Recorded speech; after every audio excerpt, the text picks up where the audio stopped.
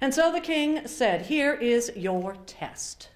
And he held up a coin, a copper coin, the equivalent of less than a penny. And he said, "You take this coin and you buy something that will fill this room." Now the room was a huge council chamber, 3 times the size of this auditorium. And the king looked at the scholar and said, "Can you do that?" And the scholar said, "Yes." The king looked at the thief and said, "Can you do that?" And the thief said, "Yes." The king looked at the girl and said, "Can you do that?" And the girl stopped for a moment, and she looked at the king and the scholar and the thief and all those faces looking at her. And she swallowed, and she said, "Yes. In fact, I can do it 3 times. And the king said, "Oh, really?" She said, "Yes." The king looked at the scholar and said, "Could you do it 3 times?" The scholar shook his head and said, "No, not 3," and stepped away. He looked at the thief and said, "Could you do it 3 times?" The thief shook his head and said, "No," and stepped away. The king looked at the girl and said, "I don't care if you do it once. I don't care if you do it twice. If you do not do it 3 times, it will be off with your head." And the girl swallowed and said, "Watch." And so it was.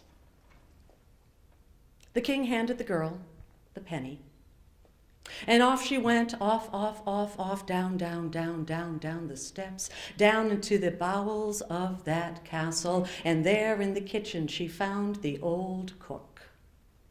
And she handed the cook that coin and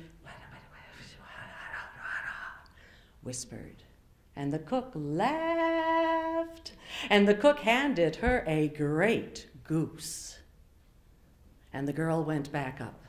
And into the council chamber, many people had gathered because they had all heard, this girl's going to do this 3 times. What's in a coin? And if she doesn't, she'll lose her head. They all came to see. Perhaps she'd win. Perhaps she wouldn't. And the girl stepped forward carrying this great goose. And the king said, whoa, wait a minute. Because even in those once upon a time days, you could not buy a goose for a penny. You stole that. The girl said, "Did not." Called the cook. Now the cook came up and the king said, "How did she get a goose for a penny?" And the cook said, "Well, she did give me a penny, that is true, but she also gave me something even better. Because you've had me stuck in this kitchen for weeks because you're doing parties. I haven't gotten out into the marketplace." She told me all the gossip that was going on down in the village. Oh, it was well worth the price of a goose. The king looked at the girl and said, "How did you learn that?" And the girl said, "I used to watch my mama. My mama always handled the money, and we never had much.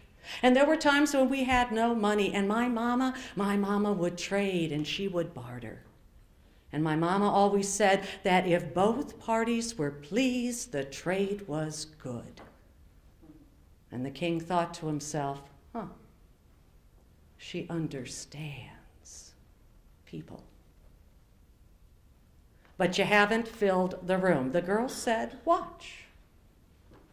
And then she took that goose, this is before the days of processed meat, she broke its neck, she plucked it, she prepared that bird, and she rubbed it with oils and herbs, and she laid it on the grate over the coals in the center of that chamber.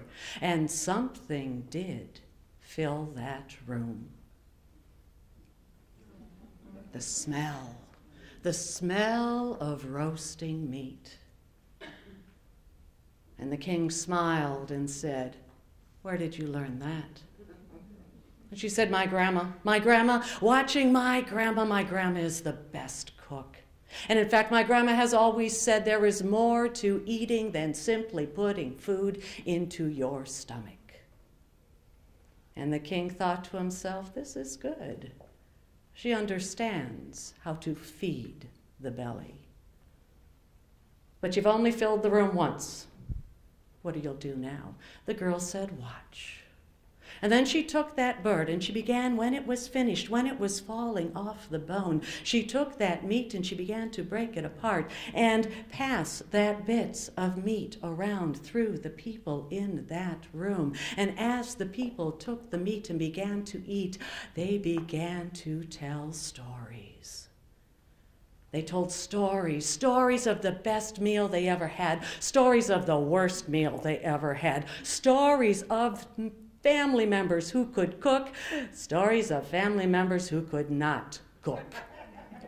Stories filled the room. And the king looked, and here were two of his advisors who never once had a good thing to say about the other. Here were the two of them talking to each other and telling stories of food. And he looked at the girl and said, where did you learn that? She said, watching my uncles. My uncles are wonderful storytellers, and we go from place to place, and whenever we go from place to place, we are always the strangers. And when something bad happens, we are always blamed, because we are the strangers. But my uncles tell stories, and when my uncles tell stories, we're not strangers anymore. And the king thought to himself, this is good.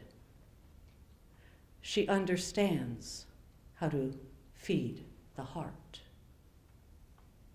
But your bird's gone. You've only filled the room twice. What will you do? The girl said, watch.